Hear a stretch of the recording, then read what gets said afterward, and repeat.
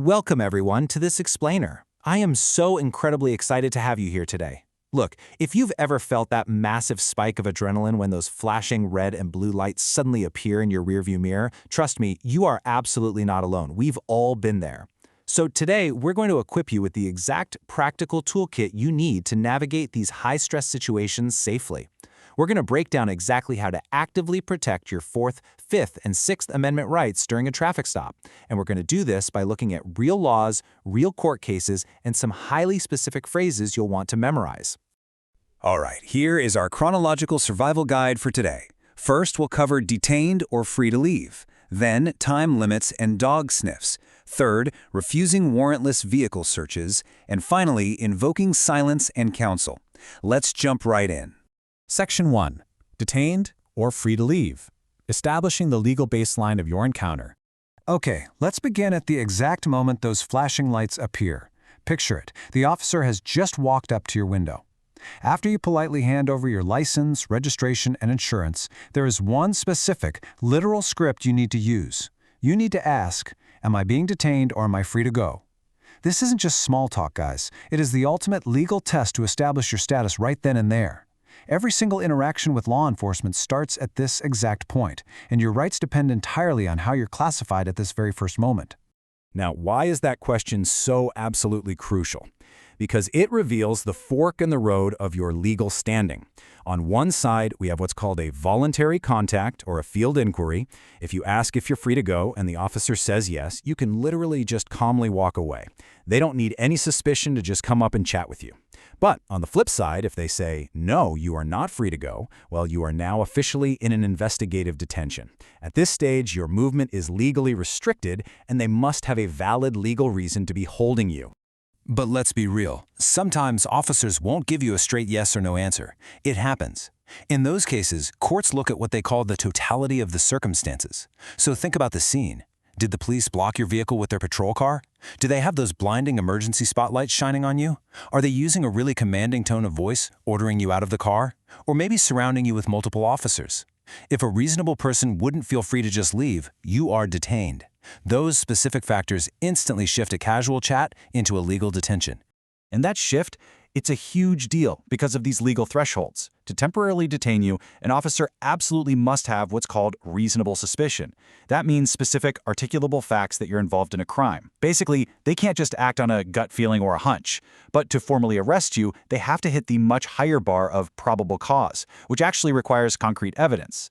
Understanding this hierarchy is just a total game changer for knowing exactly where you stand. Section 2. Time limits and dog sniffs. The constitutional clock on your traffic stop. So, once you're detained, the constitutional clock starts ticking, and this is all anchored by a massive 2015 Supreme Court case called Rodriguez v. United States. You see, when those lights flash, the stop has a highly specific legal mission.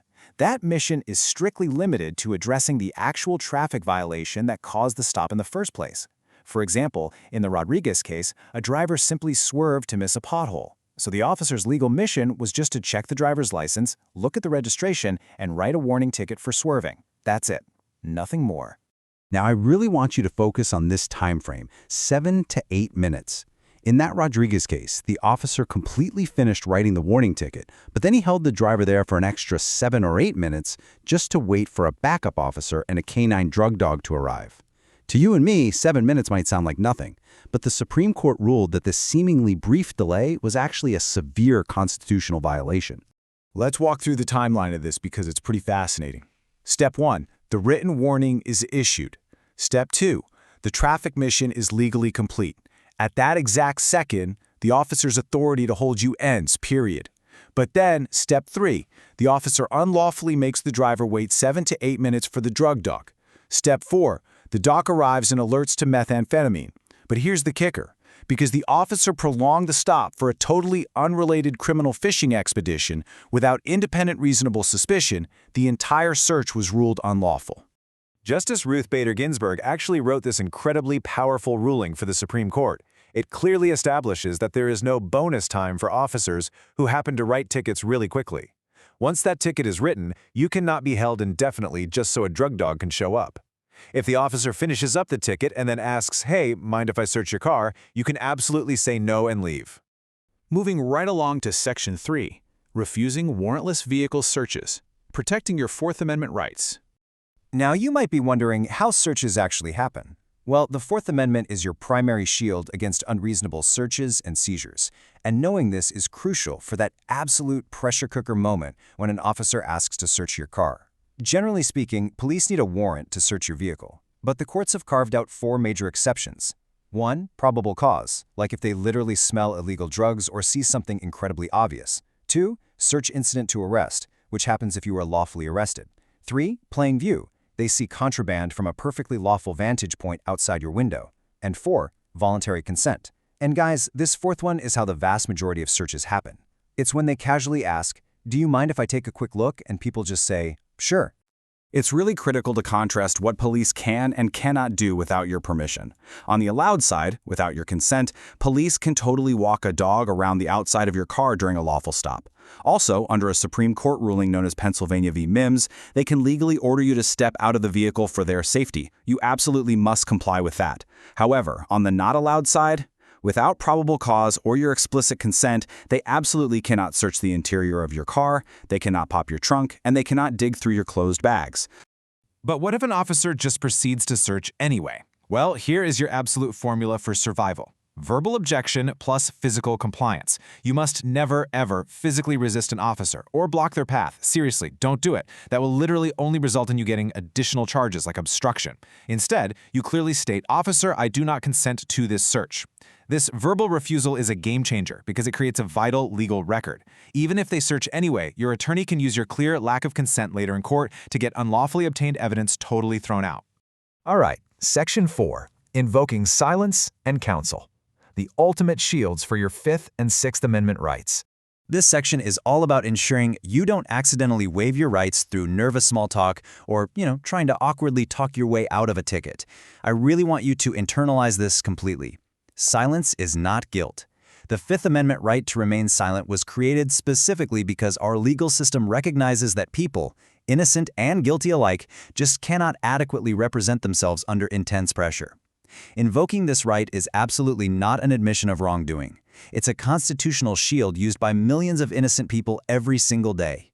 Let's look at the actual realities of police questioning. Almost 99% of the time, trying to over-explain yourself only makes things so much worse. Those casual questions like, "Hey, where are you headed tonight?" are carefully designed interrogation tactics to gather information from you. And guess what? You are generally under no obligation to answer them. Also, there's this huge misconception from TV that police have to read you your Miranda rights immediately. They really don't. Miranda only applies when you are in a custodial interrogation, meaning you're formally arrested and being questioned. During a regular traffic stop, in most states, you legally only need to provide your name, license, registration, and insurance. The rest is just noise. Okay, because memory totally degrades when you're under stress, here is your definitive safe phrases cheat sheet. Memorize these exact words, guys. First, to establish your status, ask, "Am I being detained or am I free to go?" Second, to protect your property, say, "I do not consent to this search." And third, and arguably most powerfully if you were actually detained or arrested, state clearly, "I wish to remain silent and I would like a lawyer." Stating firmly that you want a lawyer immediately and legally requires officers to stop questioning you on the spot. So I want to leave you with this final, incredibly important thought. Are you prepared to use these constitutional shields? The Constitution isn't just an old piece of paper. It's a practical, everyday toolkit that only actually works if you confidently speak the words. By remembering these exact phrases, you can remain calm, you can de-escalate these tense encounters, and you can firmly protect your civil liberties the very next time those red and blue lights flash in your rearview mirror. Thank you so much for joining me in this explainer today. Please stay safe out there and always remember your rights.